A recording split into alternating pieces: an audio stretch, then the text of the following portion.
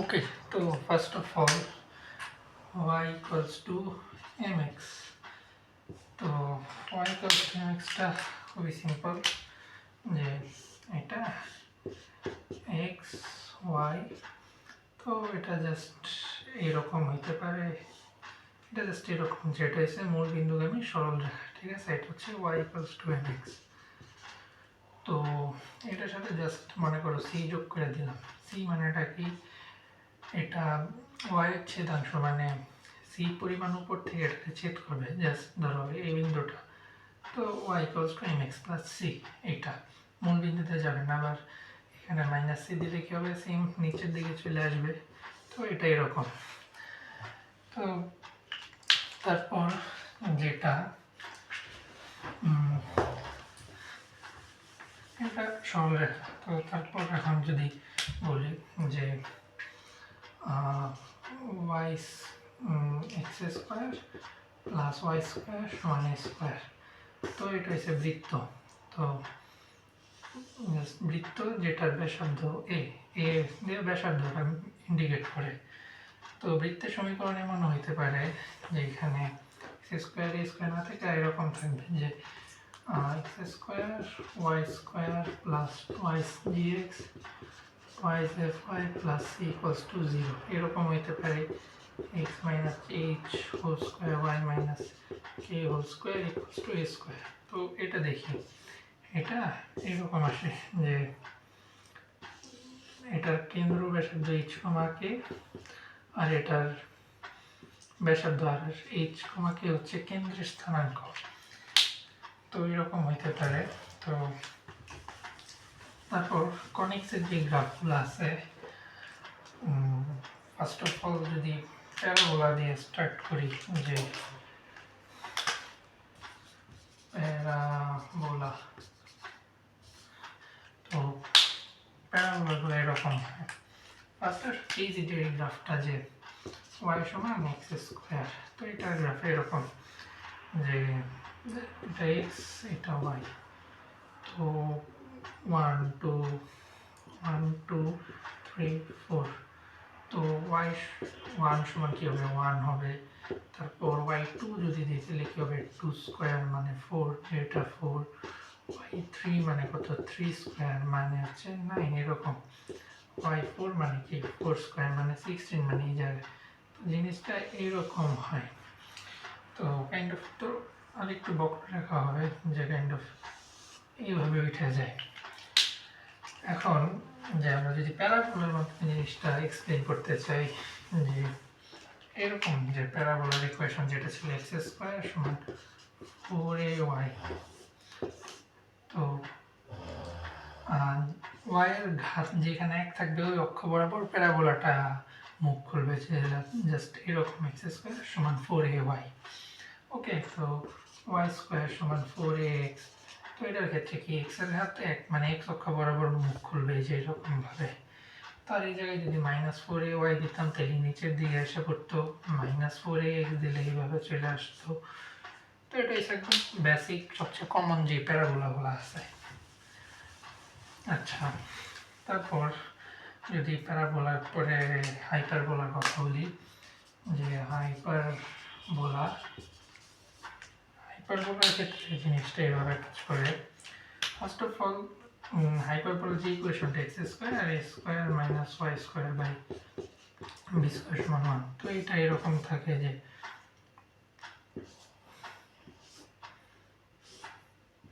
এইভাবে থাকে হাইপারবোলার equation, hyperbola. তো এটা একটা একদম যে হাইপারবোলা আমরা নর্মালি ম্যাথে ইউজ করি, বাট ফিজিক্স বা কেমিস্ট্রিতে আমরা নর্মালি এই টাইপের হাইপারবোলা পাই না। নর্মালি আমরা যে হাইপারবোলাটা পাই এটা এরকম যে এক্স ইকুয়ালস টু 1/y, অথবা এটাকে এমনিও লেখা যায় এক্স ওয়াই সমান কে। তো এই হাইপারবোলাটা এমন হয় যে এক্স ওয়াই এরকম হইলে নেক্সট এইরকম আসে হাইপারবোলাটা। যদি একদম যে নর্মালি যেরকম দুই সাইডে হাইপারবোলা দেখে আমরা যদি ওইরকমভাবে এটাকে আঁকতে চাই, যে এই যে এইদিকে একটা আসে এইদিকে একটা আসে, এগুলো এটারে বলে আয়তাকার অধিবৃত্ত। আয়তাকার অধিবৃত্ত। তো এই জায়গায় একটা জিনিস জানা যায় যে এটার উৎকেন্দ্রিকতা থাকে √2। আচ্ছা, তো এটা সবচেয়ে বেশি আমাদের কাজে লাগে। জাস্ট যদি আমরা গ্রাফ দেখি যে বয়েলের যে সূত্রটা P is proportional to 1/v, তো এটার গ্রাফটা এরকম হয় যে এই এক্সিস বরাবর v, এক্সিস বরাবর p। তো এটা একটা আয়তাকার অধিবৃত্ত। ফর্মুলা যে pm সমান drt। তো এখান থেকে জাস্ট ধরলাম যে p সমান drt বাই m। তো এই ক্ষেত্রে দেখা যায় যে p আর m ব্যস্তানুপাতিকে আছে। যদি ঘনত্ব টেম্পারেচার এগুলো কনস্ট্যান্ট থাকে তাহলে কি আসতেছে, p আর m ব্যস্তানুপাতিক আছে। তো এটার গ্রাফটা কি, এটার গ্রাফটা এরকম হবে যে জাস্ট এই v এর জায়গায় এই জায়গায় p চলে আসবে, m চলে আসবে। তো উপবৃত্তের গ্রাফগুলা যেরকম হয় যে উপবৃত্তের গ্রাফ তেমন একটা লাগে না ফিজিক্স বা কেমিস্ট্রিতে, বাট একটা জায়গাতে লাগে যে এখানে সম্পর্ক আমরা জানি যে v = omega into a square minus x square. তো এইখান থেকে যদি v আর x যে বেগ ভার্সেস সরণ, এটার গ্রাফটা আসে উপবৃত্ত চলে আসে যেভাবে যে। আচ্ছা, তারপর আর কয়টা গ্রাফ, যেমন y সমান e to the power x, y সমান a two the power x। তো e to the power x এর গ্রাফটা ইজি, যে এরকম কমতে কমতে কমতে একটা পর্যায়ে অনেক বাইরে যায় e to the power x। তো আমরা এখন y সমান a two the power x যদি দেখি যে এর ক্ষেত্রে এখানে একটা জিনিস কি, a greater than 1, a greater than 1 যদি হয় তো এটার গ্রাফ এমন হয় যে এটা এরকম বাড়তে থাকে e to the power x এর মতোই দেখতে। আর যে গ্রাফ দুইটা লাগে এটা একটা হচ্ছে sin x এর গ্রাফ আর cos x এর গ্রাফ। তো sin x এর গ্রাফটা ইজি, যে sin x এর গ্রাফটা এইভাবে যায়। আর যদি sin x, এটা হচ্ছে y সমান sin x, তো sin x এর হাইয়েস্ট ভ্যালু তো আসে 1 পর্যন্ত আর এই জায়গায় আসে -1 পর্যন্ত। তো এখন যদি করি যে এই যে y সমান 2 sin x দিই, তো এটা হাইয়েস্ট ভ্যালু 2 আসবে, কারণ এই জায়গায় 1 এর সাথে আরো ডাবল হয়ে যেতেছে এই জায়গায় 2। তো এই ক্ষেত্রে গ্রাফটা এরকম হবে, এই জায়গায় আসবে আর এই জায়গায় +2 আসতেছে হাইয়েস্ট আর -2 লোয়েস্ট। তো এই জায়গায় এসে এটা লোয়েস্ট পয়েন্টটা এইভাবে চলে যাবে। আর সেম গোজ এরকম, মানে সেম যদি এই এক কাজ করি যে y সমান -2 sin x দিই, তো কি হবে, -2 sin x দিলে জাস্ট কিছু না, গ্রাফটা এরকম উল্টা দিক থেকে শুরু হবে, এইভাবে যাবে, এই জায়গায় আসবে -2 পর্যন্ত, এই জায়গায় আসবে +2 পর্যন্ত। আর যদি cos x এর গ্রাফের কথা বলি, cos x এরকম যায় যে এভাবে আসে। তো সেম ভাবে cos রে যদি এরকম যে y সমান 3 cos x দিলে এখানে গ্রাফটা এরকম জাম্প করবে, আর মনে করে যে এই জায়গায় 3, তো এটা এইভাবে এরকম, এটা মানে এটার হাইয়েস্ট ভ্যালু এখন +3 আর এই জায়গায় -3। তো এখন যে ইম্পর্টেন্ট একটা গ্রাফ y সমান f of x। তো গ্রাফটা এটা যে y সমান f of x। তো জাস্ট সে টু সে গ্রাফটা এরকম। তো এখন এই গ্রাফের কাজ করি যে y+1 করি। y+1 করা মানে কি, এই জায়গায় y এর ভ্যালু 1 বাড়বে। তো 1 বাড়া মানে কি, যে আমরা y এর ভ্যালুটা 1 বাড়ায় দিতেছি, তো পুরো ফাংশনটা এখানে 1 ঘর উপরে উঠা যাবে। জাস্ট ধরা যাক যে এই বিন্দুটা হতেছে 1, তো 1 ঘর উপরে এটা 2। তো এখন ফাংশনটার গ্রাফ হবে এরকম যে এই জায়গায় সব 2 ঘর এভাবে বেড়ে যাবে। তো এখন এক কাজ আমার ইচ্ছে হলো আমি এরকম করবো যে y -1, তো -1 মানে কি, এই জায়গায় এটা ছিল 1, তো -1 আসলে যায় 0। তো গ্রাফটা এবার এরকম বিহেভ করবে যে এই জায়গায়